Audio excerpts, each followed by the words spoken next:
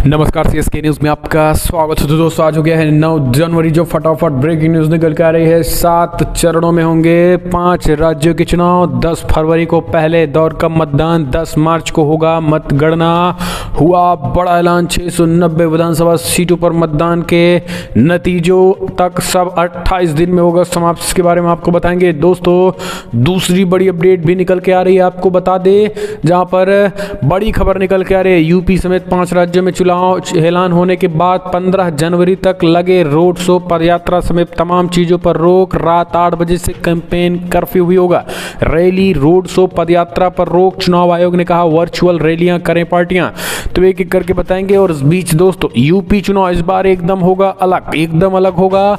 UP में Bharatiya Janata party की क्या है रणनीति, विपक्षी पार्टी कैसे चुनाव से पहले हो गई भाराशाही, वो हम आपको बताएंगे।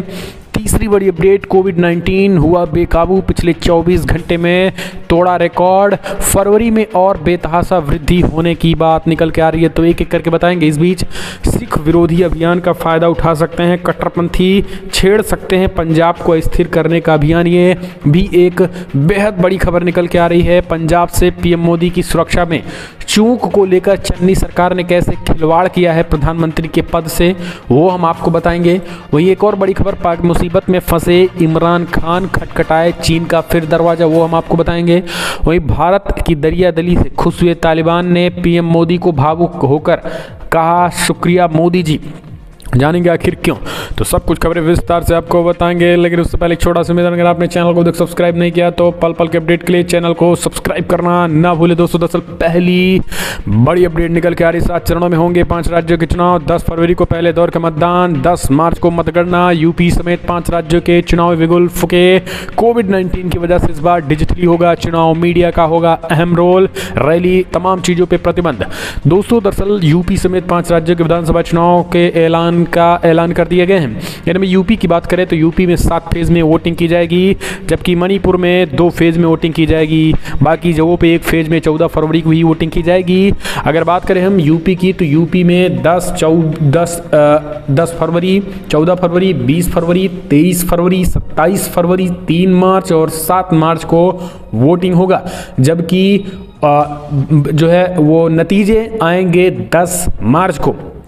उत्तराखंड में 14 फरवरी को वोटिंग होगी, जबकि नतीजे आएंगे 10 मार्च को। मणिपुर में 27 फरवरी और 3 मार्च को वोटिंग होगी। यानी 2 चरणों में मणिपुर के चुनाव होंगे और मतदान जो है वो 27 और 3 मार्च को, जबकि रिजल्ट आएंगे 10 मार्च को। पंजाब में 14 फरवरी, गोवा में 14 फरवरी। यानी उत्तराखंड, पंजाब और गोवा में जो है 1 महीने के अंदर चुनाव संपन्न हो जाएगा। ये बेहद बड़ी खबर। जी हाँ, 14 फरवरी तक चुनाव संपन्न हो जाएगा। मणिपुर हमने आपको बताया, यूपी में 7 चरणों में चुनाव होगा। 10, 14, 20, 23, 27, 3 और 7, ये इतने चरण में चुनाव होंगे। तो दोस्तों, आपको बता दें कि इस साल 5 राज्यों में चुनाव होने वाले हैं और चुनाव ने साफ कर दिया है। आपको बता दें कि चुनाव आयोग कई चीज़ें कही हैं। चुनाव आयोग ने इस बार डिजिटली चुनाव कराने की भी बात कही है। मीडिया जो है, मीडिया का अहम रोल रहेगा, क्योंकि मीडिया चुनाव में अहम रोल और उन्हीं के जरिए सारी बातें जो हैं वो पहुंचती रहेगी। रैली, रोड शो और पदयात्रा की अनुमति नहीं मिली है। डिजिटल वर्चुअली तरीके से चुनाव प्रचार करें चुनाव पार्टियां। जी हाँ, 15 जनवरी तक किसी तरीके की रैली, रोड शो और पदयात्रा नहीं होगी। नुक्कड़ सभा, बाइक रैली पर भी रोक होगी। कैंपेन में कोविड प्रोटोकॉल का पालन करना जरूरी है। घर घर जाकर 5 लोगों के प्रचार करने की अनुमति। जीत के बाद विजय जुलूस पर रोक रहेगी। तो ये भी बड़ी खबर निकल के आई है। पोस्टल बैलेट से मतदान की सुविधा बताई गई है। तो ये चीज़ें निकल के आई हैं। और यहाँ पर आपको बता दें कि डिजिटली जो है वो हम आपको जैसा कि बता रहे हैं कि डिजिटल तरीके से जो है वो कहीं ना कहीं इस बार अहम रहने वाला है। तो दोस्तों, 5 राज्यों के विधानसभा चुनाव, अब आप समझ लीजिए कि यूपी में जो है, यूपी में 10 तारीख, 10 फरवरी, 14 फरवरी, 20 फरवरी, 23 फरवरी, 27 फरवरी, 3 फरवरी और 7 मार्च को होगा। लेकिन अब आप सोच रहे हैं कि यूपी में जो है वो किस तरीके से क्या चीज़ें होंगी। आपको बता दें, पहले तो चुनाव आचार संहिता पूरे देश में लग गई। इन 5 राज्यों में जहाँ जहाँ होने वाले हैं, यूपी में भी चुनाव आचार संहिता लग गई है। होर्डिंग्स बोर्डिंग सब कुछ हटने लगे हैं। राजनीतिक दलों के तमाम चीज़ें जो है उतरने लगी हैं। और 15 तारीख तक तो किसी भी तरीके से यूपी में चुनाव रैलियों पर जो है 15 तारीख तक अभी रोक लग गई है। रात 8 बजे से लगेगा कैंपेन कर्फ्यू जो है। तो एक तरीके से हम कह सकते हैं कि चुनाव जो है इस बार डिजिटली होगा, लेकिन अभी सब कुछ रोक लगा दी गई है। वहीं आपको बता दें कि अब पूरी तरीके से ये 5 राज्यों का खाका है। अब 5 राज्यों में दोस्तों, अब आप सोच रहे हो कि 5 राज्यों में यूपी में आपके कहाँ से आपके कहाँ 10 फरवरी के अगर प्रथम चरण की बात करें तो मेरठ, बागपत, गाजियाबाद, नोएडा, शामली, मुजफ्फरनगर, बुलंदशहर, आगरा, अलीगढ़, मथुरा, यहाँ पे जो है 10 फरवरी को प्रथम चरण में। 14 फरवरी दूसरे चरण की बात करें तो मुरादाबाद, बिजनौर, शाहजहाँपुर, अमरोहा, रामपुर, संभल, सहारनपुर, बदायूं, बरेली। 20 फरवरी तीसरे चरण की बात करें तो कानपुर देहात, कानपुर नगर, झांसी, हाथरस, हमीरपुर, फर्रुखाबाद, कन्नौज, इटावा, औरैया, कासगंज, एटा, फिरोजाबाद, मैनपुर, जालौन, महोबा, ललितपुर। 23 फरवरी की बात करें तो चौथा चरण है यहाँ पे लखनऊ, लखीमपुर खीरी, रायबरेली, सीतापुर, हरदोई, उन्नाव, फतेहपुर, बांदा, पीलीभीत है। वहीं 27 फरवरी को अयोध्या, प्रयागराज, गोंडा, बहराइच, अमेठी, प्रतापगढ़, कौशाम्बी, सुल्तानपुर, चित्रकूट, श्रावस्ती, बाराबंकी शामिल है। जबकि अगर बात करें हम 3 मार्च की तो सिद्धार्थनगर, बलिया, बलरामपुर, महाराजगंज, बस्ती, कुशीनगर, संत कबीर नगर, अम्बेडकर नगर, देवरिया। 7 मार्च को वाराणसी, मऊ, जौनपुर, मिर्जापुर, सोनभद्र, गाजीपुर, आजमगढ़, संत रविश नगर। तो यहाँ इस तरीके से ये जो है चुनाव होंगे। हम चलते हैं एक और अपडेट लेते हैं दोस्तों। चुनाव ऐलान होते ही धाराशाही हुई विपक्षी पार्टियां, भारतीय जनता पार्टी कुल जबरदस्त जीत की तरफ। जी हाँ दोस्तों, आपको बता दें कि चुनाव जो है वो डिजिटली वार होगा। बीजेपी पूरी तरीके से तैयार है, जबकि विपक्ष जो है पूरी तरीके से धाराशाही है। 5 राज्यों में होने वाले विधानसभा चुनाव की घोषणा के साथ ही बीजेपी चुनाव में डिजिटल वार के लिए पूरी तरीके से तैयार दिख रही है। बीजेपी के आईटी सेल के प्रमुख अमित मालवीय ने कहा है कि हम पूरी तरीके से तैयार हैं और हमारे लिए ये कोई नया प्रयोग नहीं है। बीजेपी पहले ही चुनाव में तैयार है, जबकि समाजवादी पार्टी समेत तमाम विपक्षी दल जो है पहले ही धाराशाही हो गए हैं, यानी चुनाव जीत से पहले ही हार हो गए हैं। ये पूरे यूपी की बात करें तो 15,000 से ज़्यादा आईटी सेल से जुड़े सक्रिय कार्यकर्ताओं की फौज है, जिसे ट्रेनिंग देकर काफ़ी पहले ही डिजिटल माध्यम से पारंगत कर दिया गया है। जानकारी के मुताबिक विधानसभा चुनाव की घोषणा से पहले बीजेपी यूपी समेत सभी चुनावी राज्यों में आईटी सेल की 3 स्तरीय बैठक कर चुकी है। राज्य, जिला और क्षेत्र स्तर पर यह बैठक हो चुकी है। इनमें पार्टी की डिजिटल कैंपेन की पूरी रणनीति तय कर दी गई है। आईटी सेल के प्रमुख अमित मालवीय के मुताबिक पूरे प्रदेश में लगभग 6.5 लाख से ज़्यादा कार्यकर्ता डिजिटल माध्यम से प्रचार प्रसार में पारंगत किए जा चुके हैं। तो अब आप समझिए यहाँ पे भाजपा को झटका लगा है। हम चलते हैं एक और अपडेट ले लेते हैं। तमाम विपक्षी पार्टियों को झटका लगा है, जबकि बीजेपी के लिए फ़ायदा। अगली एक और अपडेट ले लेते हैं। तो दोस्तों, चीन की राजनीति में चरम पर गुटबंदी। दोस्तों आपको बता दें, मुश्किल में है सरकार। जी हाँ, चीन की सरकार मुश्किल में। शी जिनपिंग को राष्ट्रपति बनाने से रोका नहीं नेता। शी जिनपिंग अब से चीन की राजनीति में सीट्स पर पहुँचे, तब से वो अकेले ही चीन का चेहरा बने हुए हैं। और ऐसा लग रहा है कि चीन की राजनीति में एक स्थिर पानी की तरह ही, जिसमें सिर्फ एक मगरमच्छ है जो पूरी तरीके से एकजुट है। लेकिन अब चीन के राष्ट्रपति शी जिनपिंग के खिलाफ एक नया प्रतिद्वंदी आ खड़ा हुआ है। आपको बता दें, भारतीय खुफिया एजेंसी रॉ के पूर्व अधिकारी विक्रम सूद और रिसर्चर स्कॉलर शांतनु राय चौधरी ने फ्लेक में लिखा है कि चीन की कम्युनिस्ट पार्टी के अंदर चरम पर पहुंच चुकी है। गुटबाजी को लेकर लिखा है, चाइनीज कम्युनिस्ट पार्टी की राजनीति हावी होने वाली है। 2 गुटों में एक गुट है कम्युनिस्ट पार्टी के महासचिव देश के राष्ट्रपति शी जिनपिंग को गुट, और दूसरा गुट है चीन के पूर्व राष्ट्रपति शी जियान जोमिन और उनके डिप्टी जेंग हिंगकोंग के नेतृत्व वाले समूह का। और इनके समूह के अक्सर सांघाई गिरोह कहा जाता है। कम्युनिस्ट पार्टी के अंदर शिंगजियांग गुट का प्रभाव भी अच्छा खासा है और शी जिनपिंग उनके इस साल देश में होने वाले राष्ट्रपति चुनाव में फिर से चुने जाने की पूरी संभावना है। लेकिन उससे पहले ही आपको बता दें, यहाँ टकराहट बढ़ गई है और ऐसे में चिंता जो है शी जिनपिंग की बन गई है कि इस बार चुनाव उनको हो सकता है कि उनकी करारी हार हो। हम चलते हैं एक और अपडेट लेते हैं। आपको बता दें, सिख विरोधी, जी हाँ, सिख विरोधी अभियान का फ़ायदा उठा सकते हैं कट्टरपंथी, छेड़ सकते हैं पंजाब को अस्थिर करने का अभियान। दोस्तों दरअसल पंजाब विधानसभा चुनाव से पहले हो सकता है राजनीति से जुड़े लोगों को एक धड़े को हिंदू सिख ध्रुवीकरण में फ़ायदा नजर आता हो। दरअसल प्रधानमंत्री नरेंद्र मोदी के रूट को सुरक्षित करने में पंजाब पुलिस दुर्भाग्यपूर्ण तरीके से विफल रही है। इसके बाद सोशल मीडिया पर नफरत भरे कई कैंपेन चलाए जा रहे हैं। हालांकि ये इस तरीके का पहला प्रयास नहीं है। किसान आंदोलन के दौरान भी इनके गैर राजनीतिक होने के बावजूद ऐसे लोगों को मंच मिला जो निजी स्वार्थ के लिए इनका इस्तेमाल कर रहे थे। ये बात उस वक्त कट्टरपंथी जर्नैल सिंह भिंडरावाले के बड़े बड़े पोस्टरों से भी स्पष्ट हो गई थी। हालांकि अब आंदोलन का नेतृत्व जाट नेता राकेश टिकैत के हाथों में पहुंचा तो ऐसा प्रयास रुक गया। लेकिन यहाँ पर आपको बता दें, बेअदबी के बाद इस तरीके की खालिस्तानी समर्थक हावी हैं। एक और अपडेट बीजेपी का डंका, जी हाँ आपको बता दें, बीजेपी की मेयर बन गई हैं 1 वोट से 14 वोट के साथ हासिल की जीत। आम आदमी पार्टी ने लगाया पक्षपात का आरोप। दोस्तों, चंडीगढ़ नगर निगम का चुनाव जीत भारतीय जनता पार्टी ने जीत लिया। बीजेपी की सरबजीत कौर चंडीगढ़ नगर निगम की नई मेयर चुनी गई हैं। पीठासीन अधिकारी ने बीजेपी के लिए 14 वोट और आम आदमी पार्टी के लिए 13 वोट घोषित किए, जबकि 1 वोट को इनवैलिड करार दे दिया। मेयर चुनाव के लिए टोटल 28 वोट पड़े थे। चंडीगढ़ में बड़ी पार्टी होने के बावजूद आम आदमी पार्टी मेयर का चुनाव नहीं जीत पाई। 36 सदस्यीय विधानसभा में मेयर चुनाव में 28 वोट पड़े, जबकि इस दौरान कांग्रेस के 7 पार्षद और शिरोमणि अकाली दल के 1 पार्षद सदन से नदारद रहे। मेयर चुनाव में बीजेपी की जीत के बाद आपने विधानसभा भवन के अंदर ही विरोध करना शुरू कर दिया है, लेकिन यहाँ पर बीजेपी जीत चुकी। हम चलते हैं और अपडेट लेते हैं। पंजाब, पीएम मोदी की सुरक्षा में चूक के बीच पंजाब सरकार के एफआईआर में मोदी का नाम तक नहीं है। जो धारा लगाएगी उसका जुर्माना मात्र 200 रुपये। बात समझिए दोस्तों, दरअसल पंजाब के फिरोजपुर में 5 जनवरी को पीएम मोदी की सुरक्षा में चूक के मामले में थाना कुलगढ़ी पुलिस ने 150 अज्ञात प्रदर्शनकारियों पर मामला दर्ज किया है। ये मामला आईपीसी की धारा 283 के तहत दर्ज की गई है। अब इस एफआईआर पर कई सवाल खड़े हो गए हैं। दरअसल इस एफआईआर में कहीं भी प्रधानमंत्री मोदी का नाम का जिक्र तक नहीं है। वहीं जो धारा इसमें लगाई गई है उनमें मात्र 200 से अधिक रुपए के जुर्माने का प्रावधान है। इसमें थाने से ही जमानत मिल जाती है, कोर्ट जाने की जरूरत नहीं पड़ती है। पंजाब पुलिस पर सवाल उठने लगे हैं।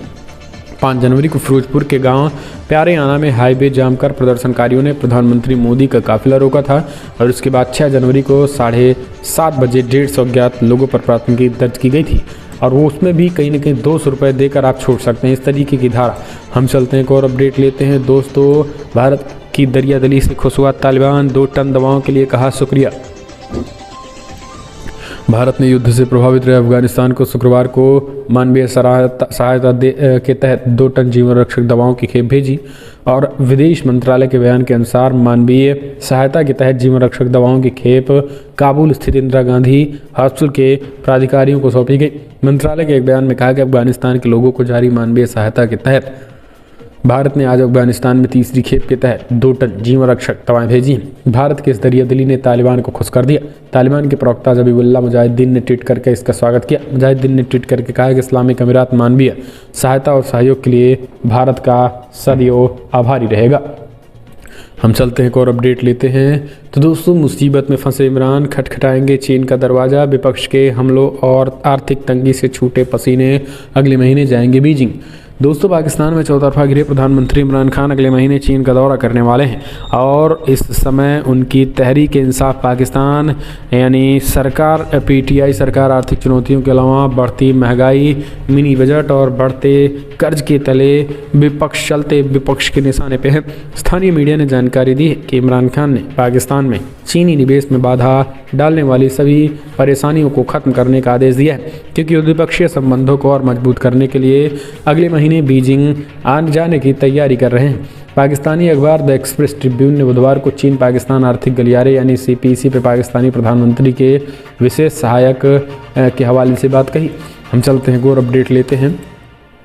बड़ी खबर निकल के आ रही है। तो दोस्तों, दरअसल आपको बता दें, डूरंड लाइन को लेकर जो है वो पाकिस्तान और इमरान खान पूरी तरीके से तालिबान से भिड़े पड़े हैं और यही कारण है कि अभी उन पर भारी पड़ रहा है। हम चलते हैं और अपडेट लेते हैं। तो दोस्तों, कोविड-19 हुआ बेकाबू, पिछले 24 घंटे में तोड़े रिकॉर्ड। फरवरी में पीक पर होगा, 5 लाख पर डे आएंगे केसेस। दोस्तों, कांग्रेस ने चुनाव आयोग की निष्पक्षता पर उठाया सवाल। अखिलेश यादव ने छोटे दलों के लिए मांगी मदद। दोस्तों, दरअसल चुनाव आयोग ने शनिवार को 5 राज्यों के विधानसभा चुनाव की तारीखों का ऐलान कर दिया है। इसके साथ ही 5 चुनावी राज्य यानी उत्तर प्रदेश, उत्तराखंड, पंजाब, मणिपुर, गोवा में आचार संहिता लागू हो गई है और सभी चुनावी राज्यों के प्रशासनिक अधिकारी चुनाव आयोग के अधीन आ गए हैं। इसी बीच कांग्रेस ने चुनाव आयोग की निष्पक्षता को लेकर सवाल किया। कांग्रेस नेता तारिक अनवर ने चुनाव आयोग की प्रेस कॉन्फ्रेंस के बाद कहा है कि देखना होगा कि इन चुनाव में आयोग की भूमिका कितनी निष्पक्ष रहती है। कांग्रेस नेता तारिक अनवर ने सवाल करते हुए कहा है कि क्या हेट स्पीच जैसे मामलों पर चुनाव आयोग कार्रवाई करेगा। उनने बीते चुनाव में आयोग की तरफ से हेट स्पीच के मामले में कोई ठोस कार्रवाई नहीं किए जाने पर भी आयोग को कटघरे में खड़ा किया है। वहीं सपा अध्यक्ष अखिलेश यादव ने कोरोना के चलते आयोग की तरफ से लगाई गई पाबंदियों के बाद छोटे दलों के लिए सहयोग मांगा है। इस तरीके की चीज़ें निकल कर आ रही हैं। फिलहाल दोस्तों एक और अपडेट ले लेते हैं, बड़ी खबर, जहां पे कांग्रेस के चुनाव आयोग की निष्पक्षता पर उठाए सवाल, अखिलेश यादव ने छोटे दलों के लिए मांगी मदद। चुनाव आयोग ने शनिवार को 5 राज्यों के विधानसभा चुनाव की तारीखों का ऐलान हो गया, यानी डिजिटल चुनाव कराए जाने पर चुनाव अब विपक्षी झील का पुल निर्माण कर रहा भारत ने खुला जताया विरोध। जी हाँ, चाइना का भारत ने किया विरोध तो रोने लगा चाइना, संप्रभुता का दिया हवाला। दोस्तों पूर्वी लद्दाख में प्योंगयांग झील पर चीन एक पुल बना रहा है। इस मामले में चीन का कहना है कि वो अपनी क्षेत्रीय संप्रभुता की सुरक्षा के लिए बुनियादी ढांचों का निर्माण कर रहा है। इससे पहले भारत ने गुरुवार को कहा था कि प्योंगयांग झील पर चीन जहां पुल बना रहा है वो क्षेत्र पिछले करीब 60 साल से चीन के अवैध नियंत्रण में है और उसने भारत कभी ऐसी गतिविधि को स्वीकार नहीं किया। साथ ही भारत चीन की गतिविधियों पर करीब से नजर रखा हुआ है। हम चलते हैं एक और अपडेट लेते हैं। नेतृत्व भारत का वो अवसर जो चीन के सामने रखेगा पीछे हटने की शर्त, 3 दिन पहले मिली अहम टुकड़ी की जिम्मेदारी। जी हाँ दोस्तों, दरअसल भारत और चीन के बीच लद्दाख स्थित एलएसी पर करीब पिछले 2 सालों से तनाव जारी है और इसी को देखते एक बार फिर से बातचीत होने जा रही है। दरअसल 14वें दौर की बातचीत के लिए 12 जनवरी को तारीख तय कर ली गई है। इस बार दोनों ही तरफ से नए कमांडर बैठक का नेतृत्व करेंगे, जहां चीन की तरफ से इस बैठक में दक्षिणी शिनजियांग जिले में सेना जनरल प्रमुख जनरल यांग लिंग शामिल होंगे। वहीं भारत की तरफ से 14वें कोर कमांडर के प्रमुख लेफ्टिनेंट जनरल अनिरुद्ध सेन गुप्ता चीन के सामने पीछे हटने की शर्तें रखेंगे। दरअसल अनिरुद्ध सेन गुप्ता की बात करें तो ये बातचीत के दौरान देश का प्रतिनिधित्व करेंगे और इसी हफ्ते बुधवार को आधिकारिक रूप से पदभार संभाला था। हम चलते हैं एक और अपडेट लेते हैं। दोस्तों कजाकिस्तान में देखते ही गोली मारने के दिए आदेश, राष्ट्रपति बोले आत्मसमर्पण ना किया तो मारे जाएंगे। रूस ने भी उतार दी है सेना। कजाकिस्तान के राष्ट्रपति कासिम जोमार्त तोकाएव ने शुक्रवार को कहा है कि उन्होंने सुरक्षा बलों को आतंकियों पर गोली चलाने और उन्हें मार गिराने का अधिकार दे दिए हैं। देश में पिछले कई दिनों से चल रहे बेहद हिंसक प्रदर्शनों के बाद ये कदम उठाया गया है।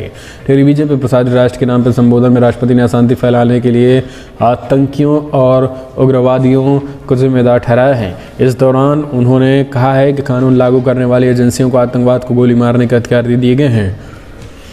तोकाएव ने कहा है कि जो लोग आत्मसमर्पण नहीं करेंगे उन्हें मार दिया जाएगा। उन्हें कुछ अन्य देशों द्वारा प्रदर्शनकारियों के साथ बातचीत के आह्वान को बकवास बताया।